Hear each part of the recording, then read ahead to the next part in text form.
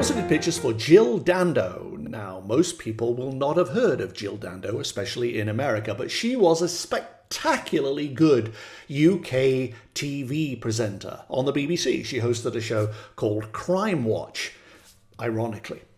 She was not only smart and knowledgeable and proficient at her job, but she was beautiful and she mesmerized the public. She was so great, very accessible.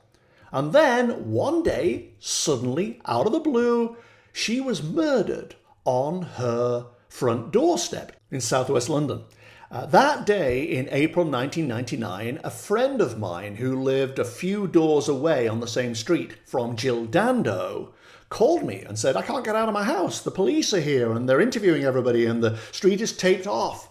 It's really, really weird. Well, Jill Dando had been murdered in cold blood at almost lunchtime, so in broad daylight, and nobody had a clue why. The police caught a guy.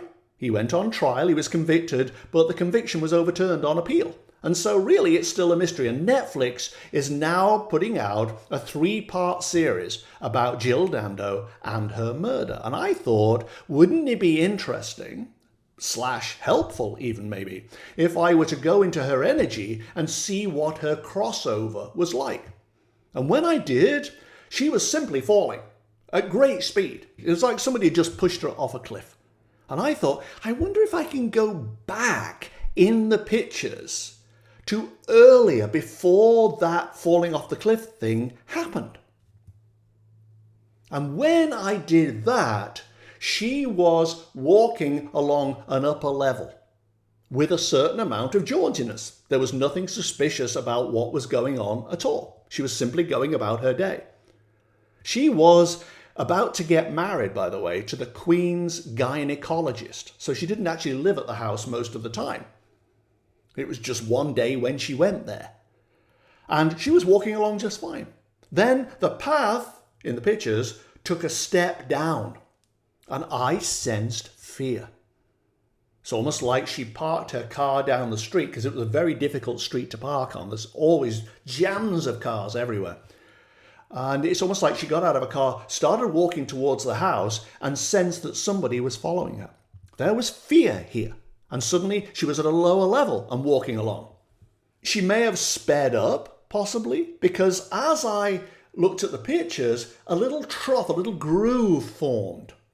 And she seemed to be getting deeper and deeper into panic, into fear. So even if she'd managed to park her car directly outside the house, which is unlikely, but if she did, then the space of time between the car and the front door was enough to engender this level of fear and concern. And she must have wrestled and tried to get a key in the door or something like that. And then the guy came up to her, dragged her to the ground, and unfortunately shot her. She died right there. But in the pictures, this groove went right to the cliff edge.